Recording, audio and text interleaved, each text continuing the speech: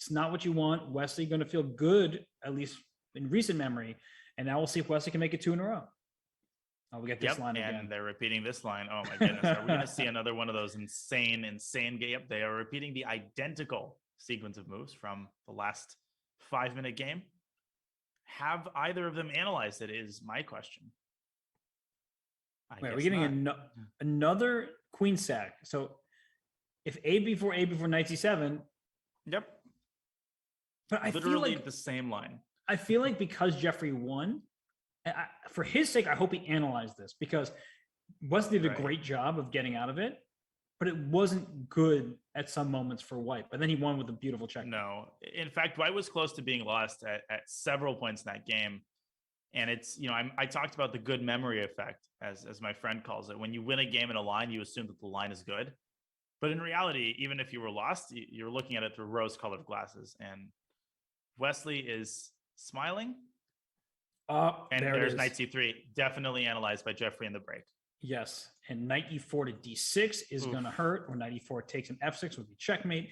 d5, you could punch that move through. There's a pin down the e file. There's a pin on the 8th rank. So I look at this position, Danya, and I would never, ever, ever play this with black. Like, even if the engine said -2, I'm still playing this for White. 100%. And by the way, queen takes d4 is mate, and rook takes e8, bishop e6 is another mate. How many individual, different mating constructions are possible here? It's unbelievable. Wesley miscalculated by going for this line again. I don't think he expected Jeffery to analyze it in the break, but it's entirely valid. And if he goes f5 here to stop knight e4, then like you said, d5 is going to hurt as well. This might just be losing for black in 3 moves. And the worst thing you can do after winning a crushing game, frankly, is then play this and then get crushed in return. So, okay, there's no way this move is going to pass muster. C takes b6, you can't even take, because then queen rook takes c8. Oh, and again, bishop b6 is coming. Oh my god. This is a disaster. Can you just take it and then play b7? Wait a minute. What if you take queen takes b6? Bear with me for a second. Rook c8. I know how this sounds, but king e7, bishop b6, king d6. How many pieces are you down? No, wait, the rook is hanging, so. You're also down. Oh, is there only one piece in a rook? I thought it was 2 pieces. It is only one. Well, currently it's a rook for a queen. I forgot about that fact. Okay, so now I'm starting to. Whoa! For the second time, how do you not take on Poussin? I don't get it. I don't either. What was the big idea there? Oh my goodness! But this looks still scary. Obviously looks amazing. Make no mistake. Knight d6. King c7, I guess he wants. Bishop takes c8. Rook a7 check is coming. Rook a7 is another mating, and you might checkmate the king on a8. Yeah, all sorts of insane things are happening in this position. Now, knight takes c8 is possible, and after rook takes c8, the king somehow sandwiches itself on d7. Wow.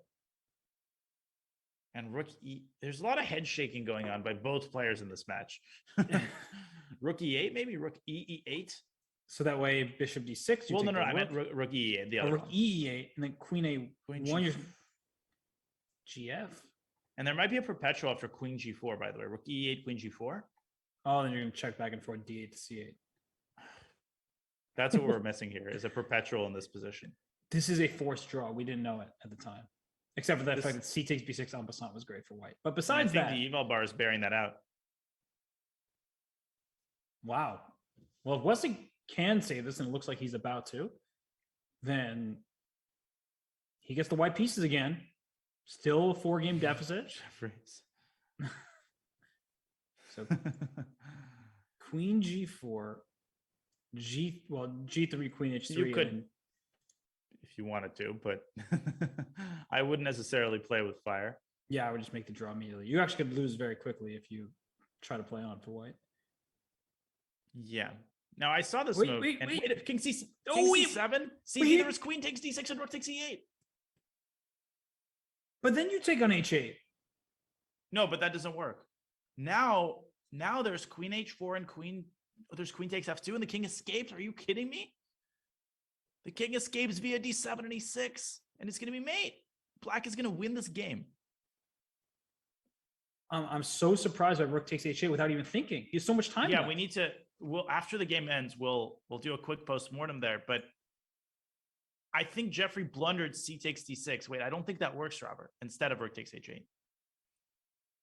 Oh, I see what you're saying. Queen takes d6. You want to take on h8 there. Exactly. Oh, I thought you wanted to take the queen first. And I was like, No, what do you mean? No, I Because just if want to you take on the- h8. But I think we should show that line. If we take the queen and we say, oh, we're just up a piece, then after rook takes e8, there's no stopping mate on e1 and the rook on d6 is lost. Right.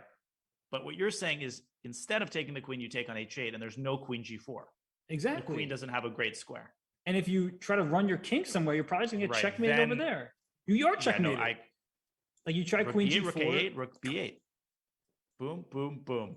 And that pawn on d6 is the hero. Yeah. Oh, that was I don't- extremely surprising. Very poor decision making by Jeffrey 2 games in a row. And his lead is starting to slowly, or not so slowly, evaporate. He's taking his time, but the king is going to escape via the center. And all the way to c4 is it going to go? And or the other way to f5. King F7. Okay, And then or this. king g6. And king f5. But There's a remember, million king different g7. pathways. That's even smarter. There's no rook takes f6. You can't even Oh. get the f3 pawn. The king goes to h6. And